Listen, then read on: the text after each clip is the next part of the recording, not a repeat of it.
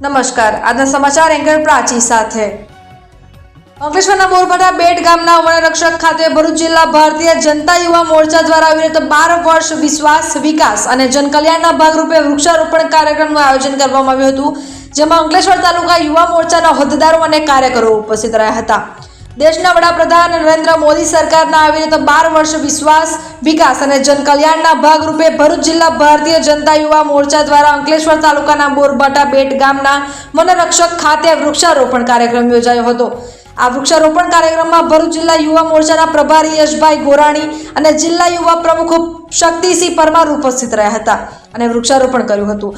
આ કાર્યક્રમમાં અંકલેશ્વર તાલુકા ભાજપ યુવા મોરચાના હોદ્દેદારો, તાલુકા પંચાયતના સભ્યો સહિત કાર્યકરો અને ગ્રામજનો ઉપસ્થિત રહ્યા હતા। આ પ્રસંગે પ્રભારી યશભાઈ ગોરાણીએ ગામના સરપંચ દ્વારા કરવામાં આવતી પ્રાકૃતિક ખેતીને બિરદાવી હતી, સાથે સરપંચ દ્વારા અન્ય ખેડૂતોને પ્રાકૃતિક ખેતી તરફ પ્રેરવા બદલ પ્રશંસા કરી હતી। આજરોજ અંકલેશ્વર તાલુકાના બેટભાટા ગામ ખાતે ગુજરાત યુવા મોરચાના વૃક્ષારોપણ કાર્યક્રમ અંતર્ગત ભરૂચ જિલ્લા યુવા મોરચાની ટીમ દ્વારા અત્રે વન વિભાગ દ્વારા જે સ્થળ નક્કી કરવામાં આવ્યું હતું ત્યાં વૃક્ષારોપણનો કાર્યક્રમ કરવામાં આવ્યો છે।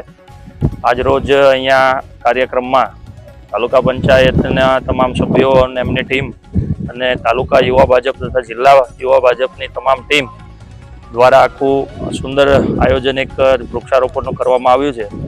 અહીં ગામના જે સરપંચ છે એ સરપંચની જે પ્રાકૃતિક ખેતી અંગેની જે એક પહેલ છે એ પહેલ આખી વિગતવાર તમને વાત કરું તો સરપંચશ્રી દ્વારા એમના ખેતરની અંદર આશરે 19 થી 20 જેટલા ફળોની ખેતી એ પ્રાકૃતિક ખેતી કરે છે અને એ પ્રાકૃતિક ખેતી અંગેની માહિતી એમના ગામના તમામ ખેડૂતોને આપીને આશરે 70 થી 80 જેટલા ખેડૂતોને એમને પ્રાકૃતિક ખેતી કરવા માટે આગળ પ્રેરિત કર્યા છે।